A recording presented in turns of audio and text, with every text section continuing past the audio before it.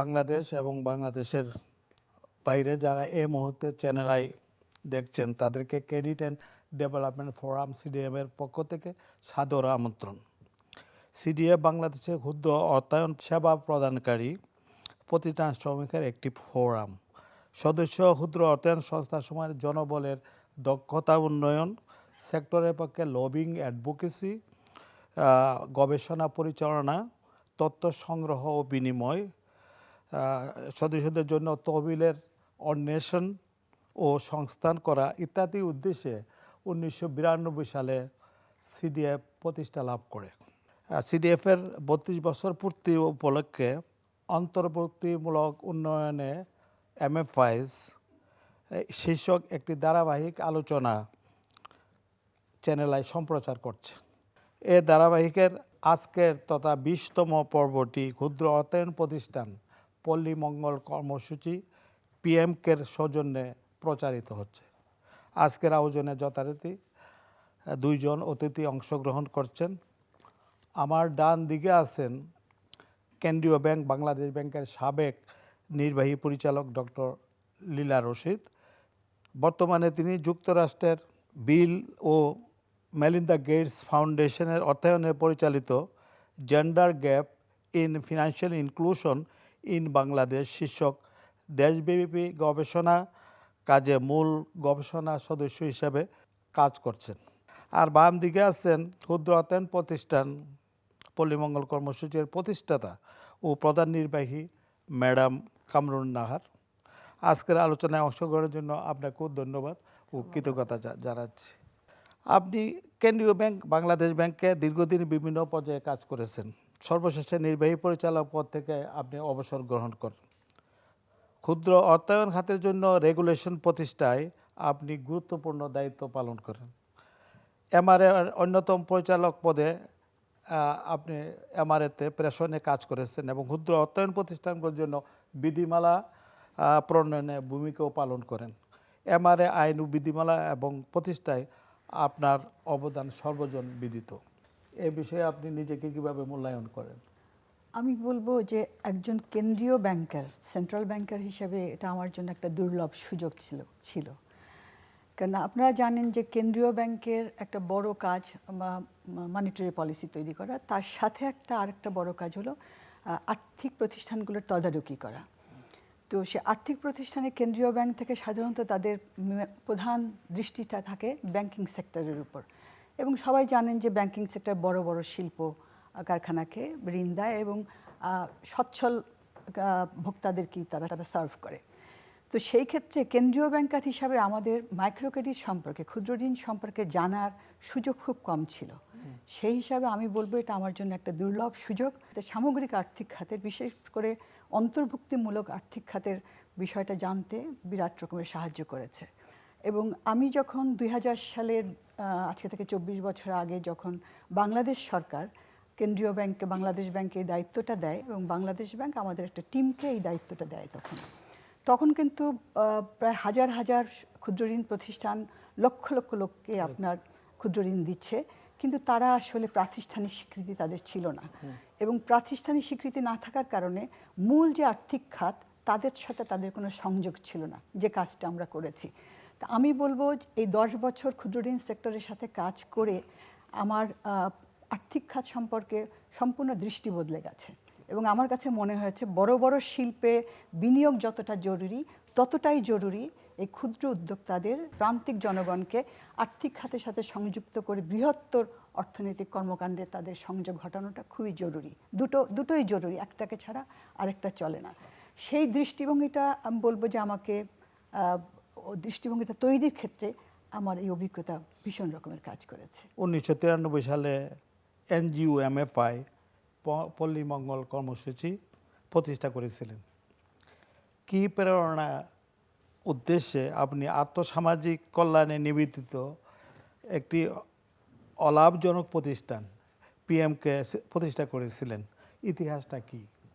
আমার এই সেক্টরে আসা পূর্বে এরকম কোনো পরিকল্পনা ছিল না, কিন্তু এটা যখন আমার হাজব্যান্ড দেওয়ান আব্দুল মান্নান এবং তার কিছু সহযোগী বন্ধু এবং ইনক্লুডিং মি, আমাকে সহ আর কি এটা যখন সে প্রতিষ্ঠা করে, ওরা যখন প্রতিষ্ঠা করলো তারা ওরা কিছুদিন নিজেদের আর্থিক দিয়ে সামর্থ্য দিয়ে ওরা কিছুদিন চালালো আর কি এনজিও, মানে এটা রেজিস্ট্রেশন করলো 88 সনে।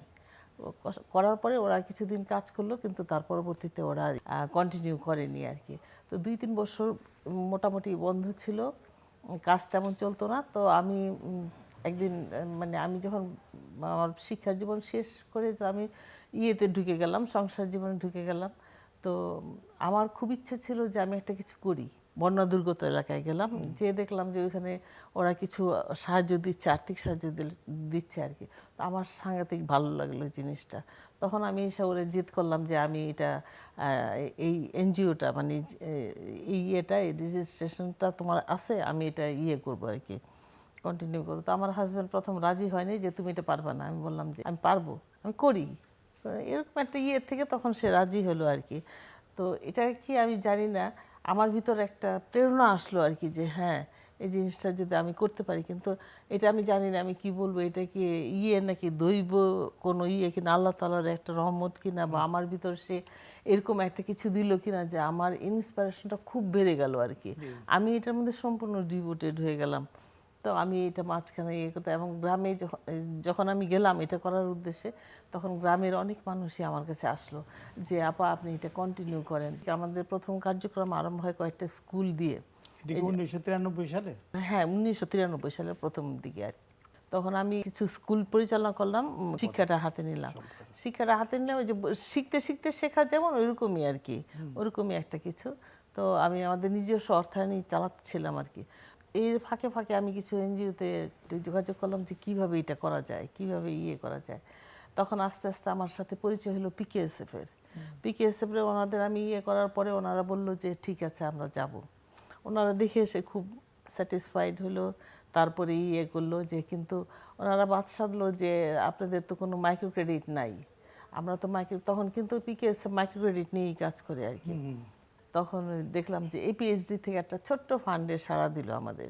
তো ওইটার মধ্যে মাইক্রো ক্রেডিট ইনক্লুড করা ছিল আর কি, মানে ক্রেডিট এটা ইনক্লুড করা ছিল। তো ওইখান থেকে আমি ওই যে এইটা ওদের সাহায্যে আরম্ভ করলাম মাইক্রো ক্রেডিটটা। তখন এই যে পিকেএসএফ এর ঊর্ধ্বতন কর্মকর্তা গেলেন, গিয়ে দেখলেন যে ইয়েটা ওনাদের প্রচণ্ড অনুপ্রেরণা এবং আপনি বলেন হ্যাঁ সাহায্য, এটাতে আমাদের ইয়ে করছে। আমরা কিন্তু বিদেশি ফান্ড নিই না এবং বিদেশি ফান্ডের উপর কাজ, তবে এখন আমাদের ইনশাল্লাহ অনেকগুলি প্রজেক্ট আছে আর কি। মাইক্রো ক্রেডিট রেগুলেটরি অথরিটি ক্ষুদ্র অর্থায়ন সেক্টরে আর্থিক অন্তর্ভুক্তির ব্যাপক অবদান রয়েছে। ক্ষুদ্র ঋণ ও সঞ্চয়ে নতুন প্রোডাক্টের আবির্ভাব, ডিজিটাল ব্যাংকের জন্য লাইসেন্স প্রদান, ডিজিটাল ফিনান্সিয়াল সার্ভিস এবং ফিনটেক যথা বিকাশ এর মাধ্যমে ক্ষুদ্র অর্থায়ন প্রদান করা হচ্ছে। এটাকে ক্ষুদ্র অর্থায়নের জন্য আপনি চ্যালেঞ্জ মনে করেন না প্রযুক্তির বিকাশ? এটা আমি ওইভাবে আপনি যেভাবে বলেছেন সেভাবে চ্যালেঞ্জে দেখি না এই জন্যে প্রযুক্তির উদ্ভাবন হবে এবং প্রযুক্তির উন্নয়ন কেউ ঠেকাতে পারবে না। এটা সমস্ত জেনারেশনে এটা হয়েছে, এবং প্রযুক্তিকে ঠেকিয়ে কোনো সমাজ এগিয়ে যেতেও পারে না, এটা আসবে।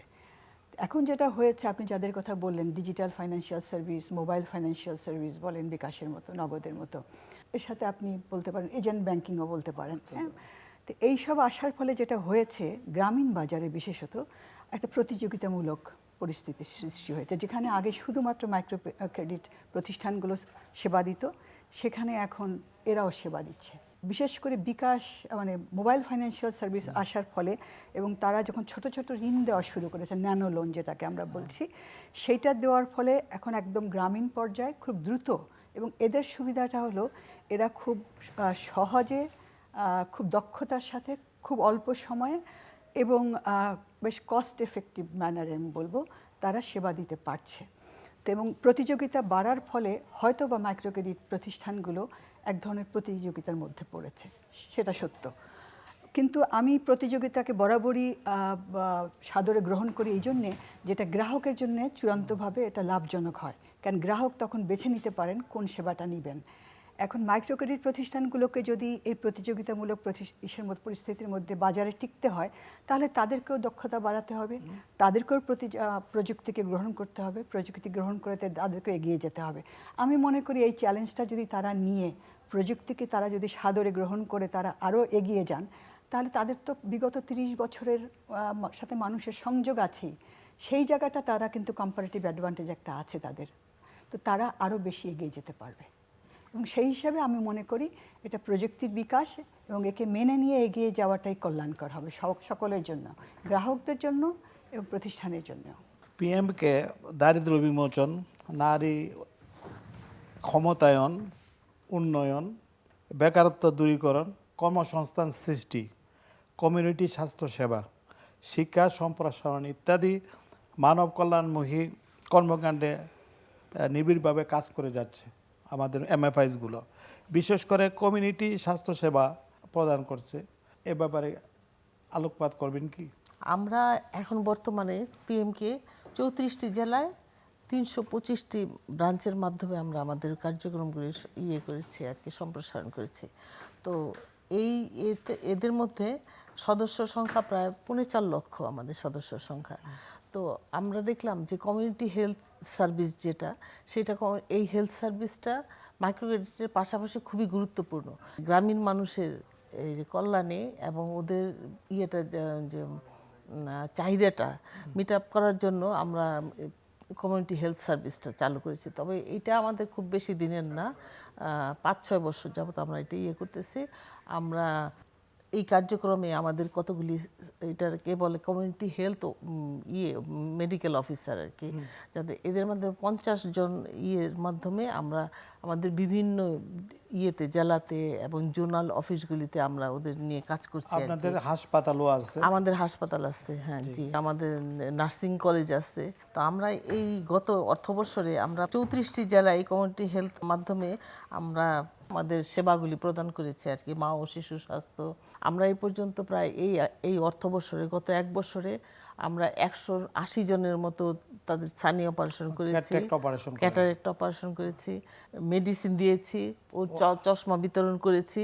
ডাক্তার দ্বারা মেডিসিন, গাইনি, অর্থোপেডিক 280টি ক্যাম্প পরিচালনা করেছি, যেখানে প্রায় 20,277 জনকে আমরা ঔষধ বিতরণ করেছি 173টি ক্যাম্পের মাধ্যমে। 1553 জনকে সেবা দেওয়া হয়েছে বিভিন্ন গাইনি, যে মা ও শিশু স্বাস্থ্য ইত্যাদির ব্যাপারে। এবং অনেকের দেখা যাচ্ছে যে ক্রিটিক্যাল যে সিচুয়েশনগুলি আছে এবং অনেক জটিল রোগ আছে, আমাদের এর মধ্যে টেলিমেডিসিনের মাধ্যমে আমরা সেটা আবার ওদের সাথে যোগাযোগ করে সেইখান থেকে তাদের সেবা দিতে পেরেছি আর কি। তো এইগুলির সাথে সাথে আমরা তাদের আর্থিক সহায়তা, যে বিনামূল্যে, এগুলি কিন্তু সব আমাদের বিনামূল্যে করা হয়েছে আর কি। তো এই ক্ষেত্রে আমাদের প্রচেষ্টাটা অত্যন্ত আন্তরিক ছিল। এই কমিউনিটি হেলথ মাধ্যমে আমরা এই কাজগুলি করে থাকি। তো আমাদের যে হসপিটাল আছে, সেই হসপিটালেও আমাদের খুব দক্ষ চিকিৎসক আছেন, তারাও মাঝে মাঝে সেখানে যান মা ও শিশু স্বাস্থ্য সেবার জন্য। পিডিয়াট্রিশিয়ান আছেন, ওনারা যান মাঝে মাঝে এখানে, এই সেবাগুলি ওদের দেন আর কি। এইভাবে আমরা কাজ চালিয়ে যাচ্ছি আর কি। ক্ষুদ্রতম প্রতিষ্ঠান তাদের সদস্য গ্রাহকদের একবার ডোর স্টেপে, দ্বার প্রান্তে সেবা প্রদান করে থাকে। ক্ষুদ্র অর্থায়ন প্রতিষ্ঠান সমূহ এমআরএ তথা সরকার নির্ধারিত যে সার্ভিস চার্জ, সেবা মূল্য, এই সেবা মূল্যেই আমরা মাইক্রো ক্রেডিট অপারেট করে থাকি, পরিচালনা করে থাকি। এই সার্ভিসটা নিয়েও কোনো মহলে প্রশ্ন তোলা হচ্ছে, যদিও সারা বিশ্বের মধ্যে বাংলাদেশে সার্ভিস চার্জের হার কম। একজন গবেষক এবং একজন উন্নয়ন চিন্তক এর দৃষ্টিতে আপনি বিষয়টি কীভাবে দেখছেন? এটা একটা খুবই ক্রিটিক্যাল প্রশ্ন, যেটা নিয়ে এখনও এটার ডিবেট চলছে। তো এই বিষয়টায় আমি বলবো যে আবেগ দিয়ে একরকমভাবে দেখা যায়, আর একটা একটু নিরপেক্ষ মূল্যায়ন দিয়ে আর একভাবে দেখা যায়। তো আমি একটু নিরপেক্ষ মূল্যায়ন দিয়ে এটা দেখছি। হ্যাঁ, দেখেন, ক্ষুদ্র ঋণের মানে যে কোনো জিনিসের সার্ভিস চার্জ বলেন, সুদের হার বলেন, এটা তো আসলে ওই সেবাটার দাম কত, সেই হিসাবে এটা জিনিসটা আসে। তো কোনো জিনিসের যখন বাজারের দাম কত হবে, আমি কিন্তু জাস্ট একজন নিরপেক্ষ অ্যানালিস্ট হিসেবে কথা বলছি, আপনি আগেই বলেছেন। তো বাজারে দাম কত হবে সেটা নির্ভর করে ওই জিনিসটা তৈরিতে কত খরচ পড়েছে, ওই সেবাটা দিতে কত খরচ পড়েছে। সেই ক্ষেত্রে যদি বলি ক্ষুদ্র ঋণ প্রতিষ্ঠানগুলোর খরচ যদি আমি মোটা দাগে 3টা ভাগ করি, তাহলে একটা খরচ আসে তার যে তহবিলের যে যোগান, সেই তহবিলের যোগান দিতে তাদের কত খরচ পড়ে একটা। দ্বিতীয়ত হলো তাদের এটা পরিচালন ব্যয় কত, এবং তৃতীয় একটা খরচ আসে সেটা হলো এনপিএল, যেটা নন পারফর্মিং লোন, সেটা কত। এই মোটা দাগে এই 3টা জায়গাতেই খরচটা হয়। তো তৃতীয় খরচটা ক্ষুদ্র ঋণের জন্য খুবই কম, যেটার জন্য ক্ষুদ্র ঋণের অনেক প্রশংসা আমরা শুনি। এনপিএল আগে ছিল বোধহয় 2%, এখন বোধহয় 4%-এর মতো, একটু বেড়েছে। এখন ওই বড় দুটা খরচের কথা যদি বলি, সেখানে ক্ষুদ্র ঋণের তহবিল যোগানোর যে খরচটা, যদি আমরা তহবিলের স্ট্রাকচারটা দেখি ক্ষুদ্র ঋণের, তাহলে দেখবেন সেখানে প্রায় 38% তহবিল আসে আপনার এই সার্ভিস চার্জ থেকে, ঠিক আছে। আর আপনারা যে সেভিংসটা যেটা কালেক্ট করেন সেখান থেকে প্রায় আসে বোধহয় 32 এরকমের একটা। তাহলে আপনি দেখেন, আর ব্যাংক থেকে নেন সেখানে ওর বোধহয় 17%, আর পিকেএস থেকে 6%, 6.5%। ব্যাংক হলো second source of loan at the moment. Bank এখন 17%। আমি লাস্ট যে মাইক্রো ক্রেডিট রেগুলেটরি অথরিটি 2013 সালে যেটা দেখলাম, সেখানে দেখলাম 17%। তো এই 4টা মেজর যদি ক্যাটাগরি ধরি, তাহলে আপনি দেখেন আপনারা যে সেভিংসটা নেন, যেটা প্রায় 32 না 35% আসে, সেটার খরচ আমি যদি হাইয়েস্ট ধরি 6%। জি। আর যদি সার্ভিস চার্জ যে ইনকামটা আপনাদের আসছে, সেটার যদি আমি অপরচুনিটি কস্ট দেখি, অপরচুনিটি কস্ট আপনি যদি কোথাও রাখতেন কত পেতেন, সেখানে 9-10% পেতেন। তারপরে পিকেএসএফ এর কত এখন ইন্টারেস্ট রেট? বড়দের জন্য 8%। হ্যাঁ, আর ছোটদের জন্য আরো কম। আর আপনার ব্যাংকের ইন্টারেস্ট রেট এতদিন আপনারা পেয়ে এসেছিলেন 9-10-এর মধ্যে। আচ্ছা, এটা যদি আপনার 12-13 হয়, আমি একটা হিসাব করেছি, তাহলে আমি দেখেছি খরচটা আপনাদের আসে 6 থেকে 8 ভেদে। আমি হাইয়েস্ট ধরো নিচে হলে 6, উপরে হলে 8 টাকা, মানে 100 টাকায় আসে। আর পরিচালন ব্যয় যেটা আমরা একসময় হিসাব করেছিলাম আপনাদের ছিল 8 টাকা, সেই পরিচালন ব্যয় বাড়তে বাড়তে আপনাদের 15 টাকা হয়েছে, 15 টাকার উপরে উঠে গেছে। আর এই পরিচালন ব্যয়টা সাউথ এশিয়াতে সব জায়গায় আমার হিসাব অনুযায়ী 2014 সালের তখন ছিল 11 টাকা। যখন আপনাদের 15 টাকা ছিল, তখন সাউথ এশিয়াতে ছিল 11 টাকা। সারা পৃথিবীর যে ওয়ার্ল্ড অ্যাভারেজ সেটা 15 টাকা, আর বাংলাদেশের ছিল 16 না 17 টাকা। হ্যাঁ, তো দেখেন আপনার এখন 8 যোগ আমি যদি এখানে 15 ধরি, কত 8-15 23, আর আপনার এখন হলো গিয়ে লোন ডিফল্ট রেট হলো 4, 24, 25, 26, 27 হয়ে যায়, ঠিক আছে। সাধারণত যেটা করে, এত কিন্তু পরিচালন ব্যয়টা যদি আপনারা আরও ক্যাটাগরাইজ করেন, আপনাদের পরিচালন ব্যয় কিন্তু অনেক বেশি। এইটাই কিন্তু মেইন প্রশ্ন। সুপারভাইজড ক্রেডিট, তদারকি। হ্যাঁ, তদারকি ক্রেডিট হলে বেশি হবে, সেটা আমিও এটার সাথে দ্বিমত পোষণ করি না, আমি একমত পোষণই করি। আমি মনে করি আপনাদের এখন কতগুলো জায়গায় যে পরিবর্তনগুলো হয়েছে 2014-র পর থেকে, একটা হলো আপনাদের লোনের সাইজ অনেক বেড়ে গেছে। 2015 সালে আপনাদের লোনের সাইজ ছিল বোধহয় 30,000 টাকা, অ্যাভারেজ লোনের সাইজ, যেটা সাথে ছিল 5,000 টাকা। এখন সেই লোনের সাইজ হয়ে গেছে আপনাদের 80,000 টাকা। খরচ কিন্তু আপনাদের কমে যাওয়ার কথা। আপনাদের এখন 40% পোর্টফোলিও হলো মাইক্রো এন্টারপ্রাইজ সেক্টরে।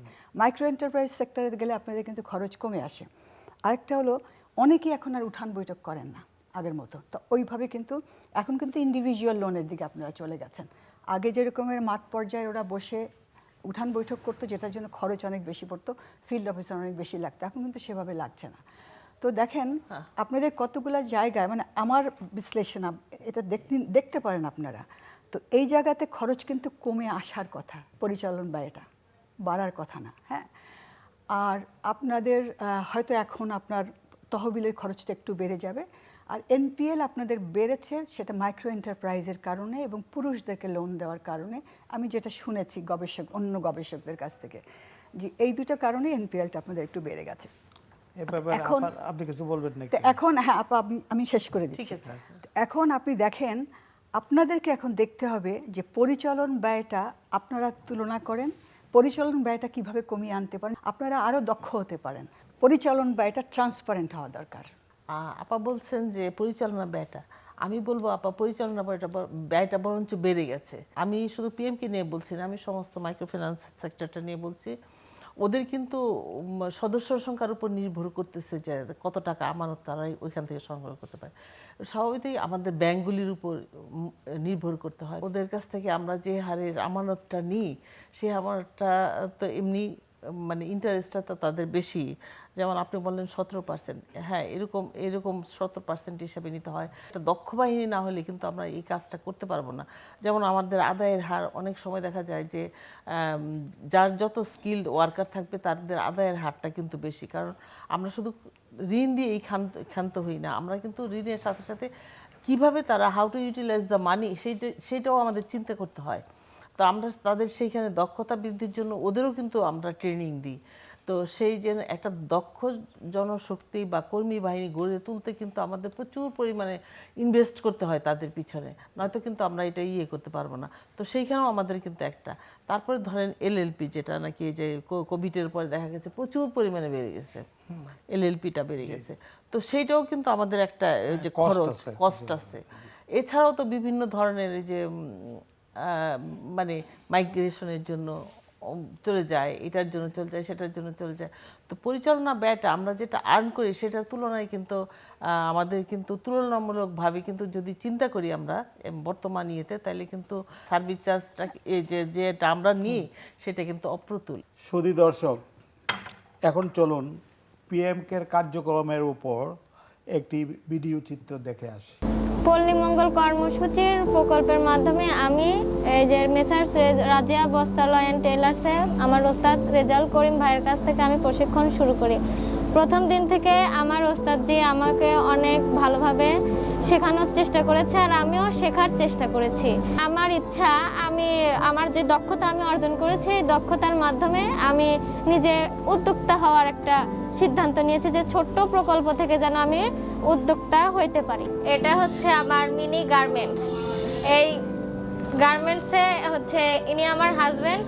আমাদের এখানে 6টা মেশিন আছে, আরো আল্লাহ যদি তৌফিক দেয় তাহলে আমরা বড় কিছু করার ইচ্ছা আছে। একটা ওয়ার্কার কাজ করতেছে, হঠাৎ একটা নিডেল হাতে ঢুকে যেতে পারে, সেই জন্য ফার্স্ট এড বক্স আছে আমাদের, আমরা এটা দিয়ে প্রাথমিক চিকিৎসার ব্যবস্থা করি। আগুন নেভানোর জন্য আমাদের একটা ট্রেনিং দেওয়া হয়েছে, সেখান থেকে আমাদের এই গ্যাস সিলিন্ডার দেওয়া হয়েছে। আমরা চেষ্টা করি যাতে এইগুলি অ্যাভয়েড করে চলা যায়।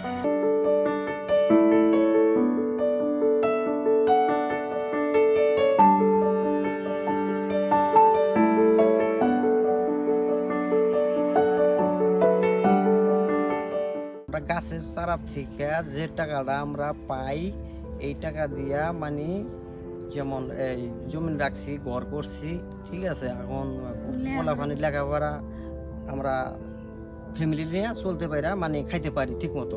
সব জায়গায় এখন মাল সবসময় চলতেছে, ঠিক আছে। এখন ব্যবসা বাণিজ্য খুব ভালো হইতেছে। পল্লীমঙ্গলে আমাকে যদি সাহায্য এইভাবে না করতো তাহলে আমি এত ঘুরে উঠতে পারতাম না।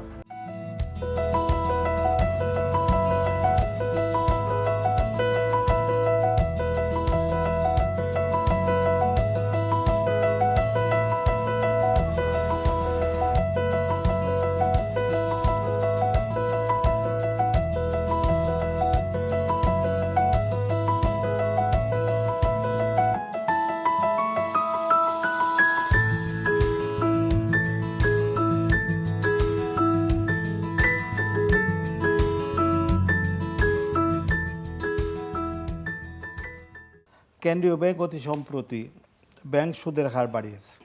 ক্ষুদ্র অর্থায়ন সমূহের রেগুলেটর এমআরএ কিন্তু সার্ভিস চার্জের হার বাড়ায় নাই। একটি ক্ষুদ্র অর্থায়ন সংস্থার প্রধান হিসেবে এই বিষয়টা আপনি কিভাবে দেখছেন? এই ক্ষেত্রে আমি বলবো আমার ইয়েতে যে এটা কিন্তু গভর্নমেন্টের বা কেন্দ্রীয় ব্যাংকের একটু নজর দেওয়া উচিত। আমরা তো মাইক্রো ক্রেডিটে কাজ করি, তো গরিব মানুষদের নিয়ে নিম্ন মধ্যবিত্ত বিশেষ করে ওদের নিয়ে কাজ করি।